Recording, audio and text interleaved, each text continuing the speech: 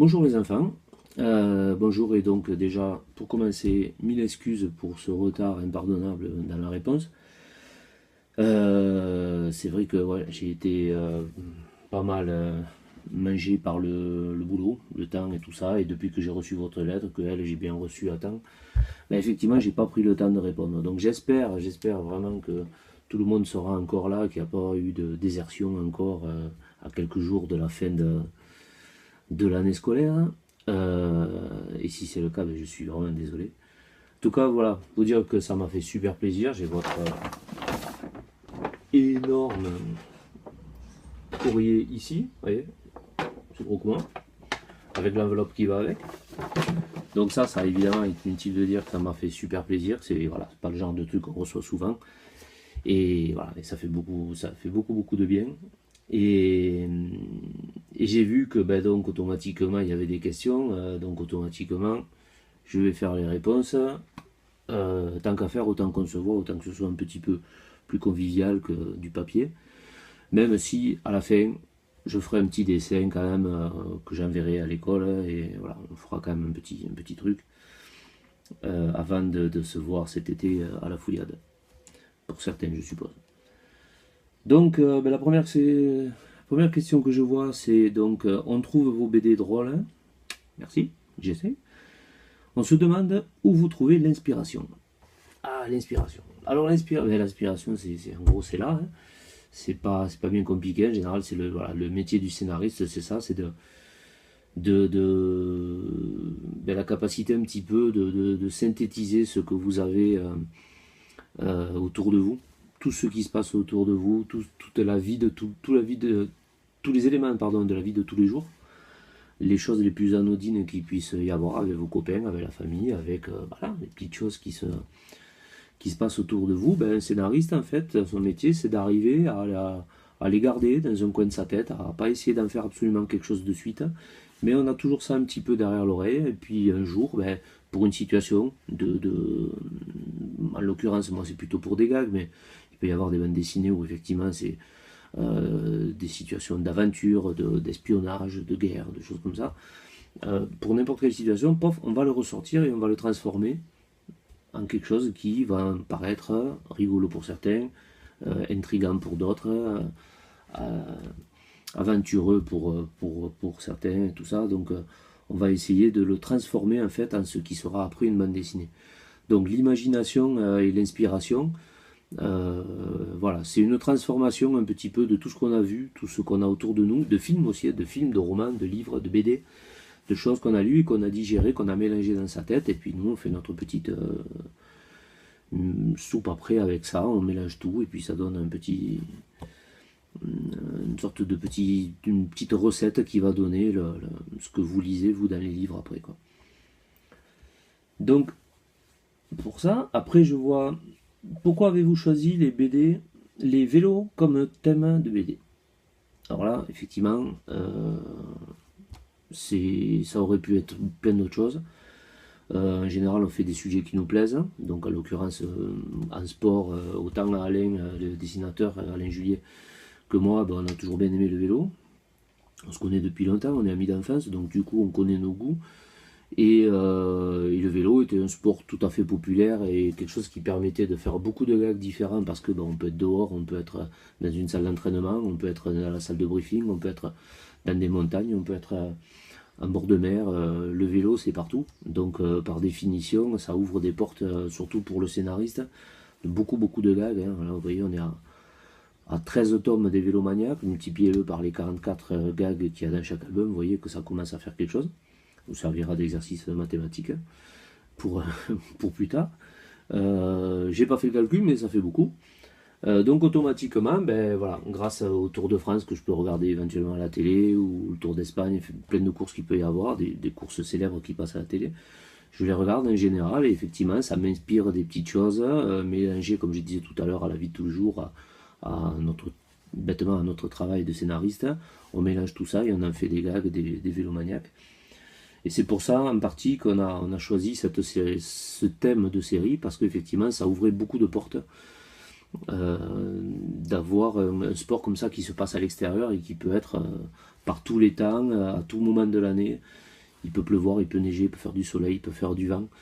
On peut être sur toutes les routes qui existent et du coup ça fait beaucoup de possibilités de gags, quoi. Donc c'est quand même assez confortable par rapport à un sport qui se passerait dans une salle fermée où il faudrait un petit peu plus de boulot pour trouver des gags différents.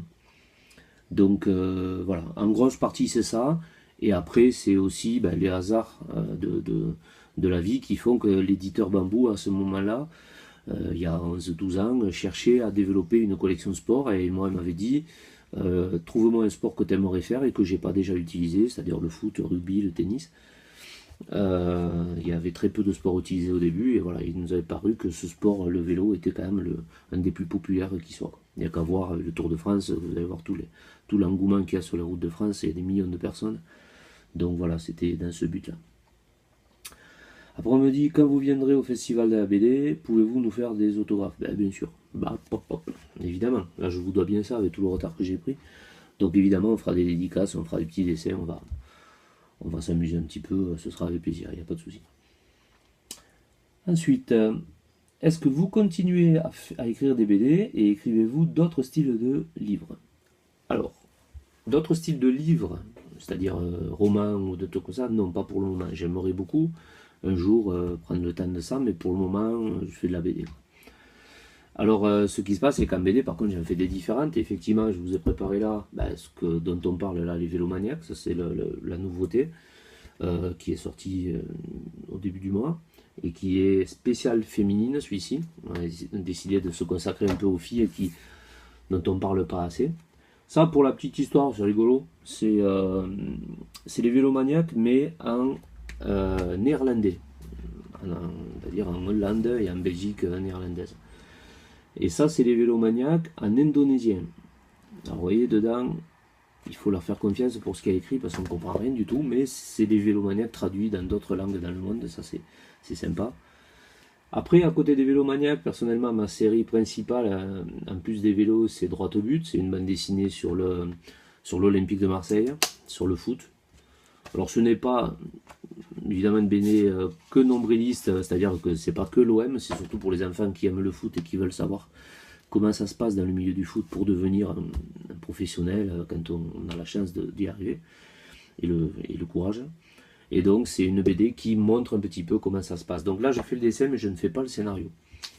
C'est l'Olympique de Marseille qui donne le scénario. Au scénario par contre j'ai fait ceci aussi. J'ai commis ceci qui s'appelle Les Dégueux, dont je suis pas peu fier parce que c'est vrai que c'était très rigolo.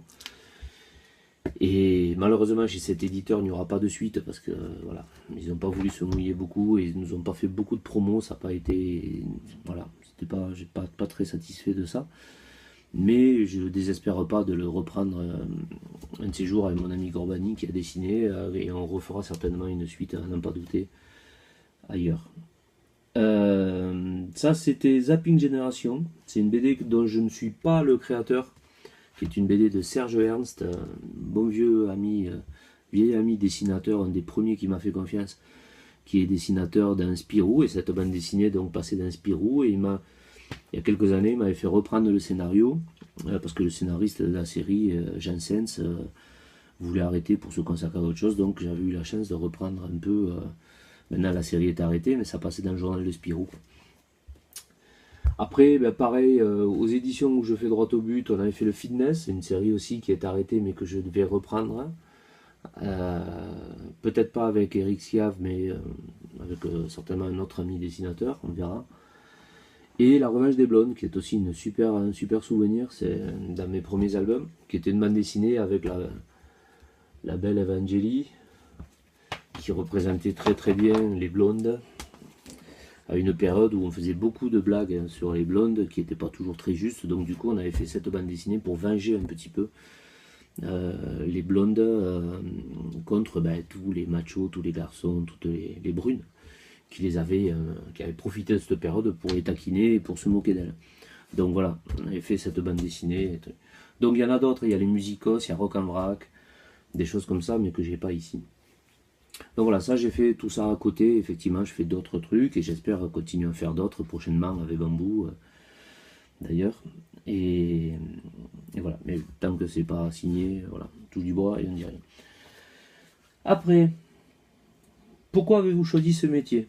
Ah, ah, pourquoi pas, après tout. Moi, depuis que j'ai 6 ou 7, 6 ans, peut-être 5 6 ans, je me rappelle pas quelle classe, mais en tout cas, je me rappelle que c'était l'école, c'était le CP.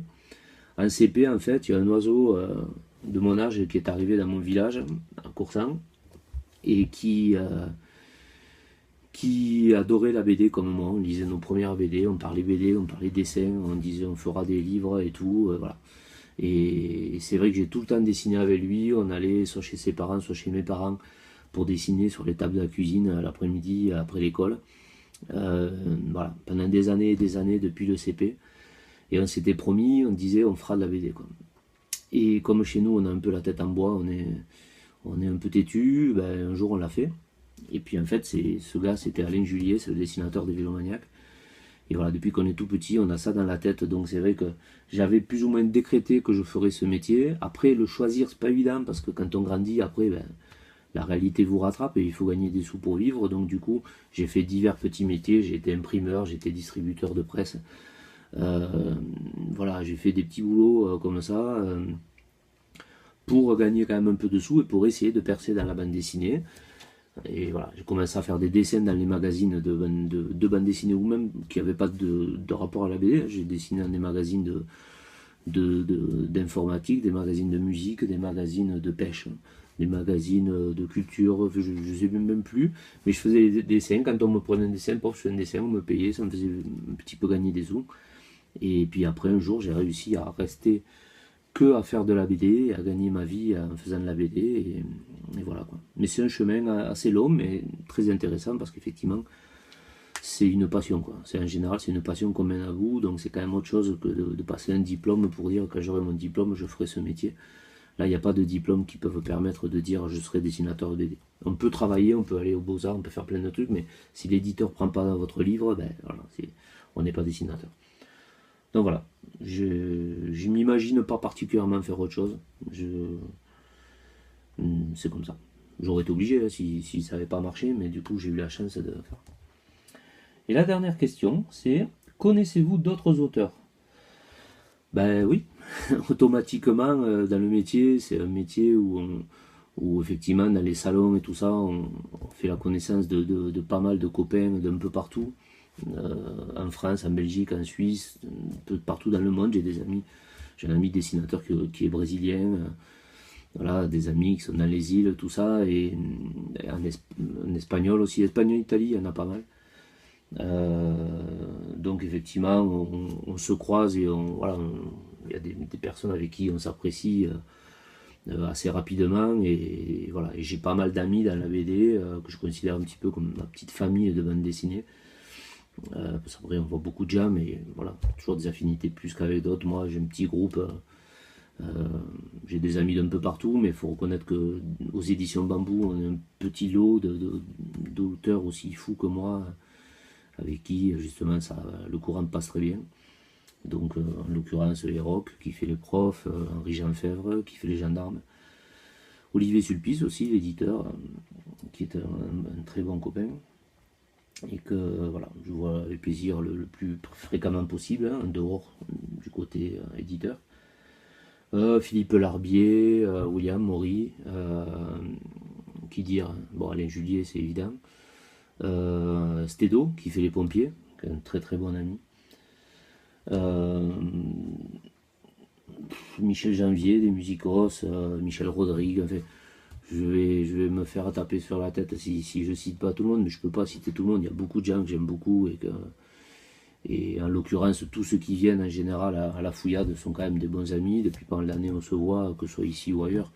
Donc il y en a beaucoup, Patrick Sobral, des légendaires, il y a Claude Pelé, enfin je sais pas trop qui citer tellement voilà, on est quand même pas mal de copains, c'est une grande cour de récré quoi en fait la bande dessinée, donc il y a quand même assez peu de personnes avec qui on s'entend pas. Il y a des gens qu'on voit plus souvent que d'autres, mais dans l'ensemble, voilà. Moi, je suis un petit peu bisounours, j'aime tout le monde, vous savez, voilà, je suis copain. Jusqu'à ce qu'on me montre qu'on n'était pas mon ami, on peut être mon copain, il n'y a pas de problème. Donc voilà, c'est un métier assez ouvert, assez convivial, donc dans l'ensemble, on a pas mal de copains, ouais. Heureusement d'ailleurs. Voilà, donc je vois en bas qu'il y a marqué on attend impatiemment votre réponse. Alors j'en suis d'autant plus désolé parce que vous avez attendu pas mal. Donc ben, je vous remercie pour ça. Je vais coupler cette vidéo, je vais essayer de coupler cette vidéo en me filmant, en faisant le dessin que je vais envoyer à l'école. Comme ça on verra un petit making of un peu du truc. Donc je vois les noms en bas, donc ben, je dirais merci Ilona, merci Faustine, Maëlle, Célia, Florette, Candice, Théo, Célia, Jérémy, Kylian, Gwenaël, Faustine, Laurine, Gauthier, Thomas, alors je ne sais pas si je lis bien, Sewan, je ne sais pas si je dis une bêtise, Sohan peut-être, ou Lohan, et Yolina. Alors désolé si j'ai écorché des prénoms, mais je profite parce que je vois qu'ils sont écrits ici, donc du coup, je fais un petit coucou personnalisé. Donc, ben, on va passer maintenant à la deuxième étape. On va faire un petit dessin. Je pense aussi que si ça vous intéresse, je vais vous montrer un petit peu le matériel de dessin que j'utilise. Avec mon gros bazar sur tout mon bureau. Je vais prendre la... Alors ici, on a une idée un petit peu du bureau. Vous voyez, c'est un gros foutoir avec beaucoup de BD partout. Des statues, un ventilateur parce qu'effectivement il fait quand même vachement chaud. Ici c'est ma Cintiq, ça s'appelle, c'est la table en fait où j'ancre les pages actuellement. Voilà, c'est comme ça qu'on ancre les pages j'ancre les pages de droit au but, par exemple, à l'aide de ceci, ce stylet. Voilà. Ben ici voilà, ça c'est un petit peu ma musique actuellement, les Rolling Stones et puis mes amis Fatal Picard. Mes vieux amis Fatal Picard, mon ordinateur donc, avec des séries des fois télé à regarder à mettre pendant que je dessine. Les BD que vous avez vu tout à l'heure, votre belle œuvre, mon bazar de feutres, d'encre, de couleurs, de peinture, de tout ce que vous voulez vouloir, des petites illustrations, voilà, tout un foutoir. Ça c'est des BD à dédicacer que j'ai en retard. Il y en a un petit paquet. Voilà. Et ici vous avez en gros le bureau. Voilà. Les volets sont fermés parce qu'il fait quand même extrêmement chaud en ce moment. Donc voilà.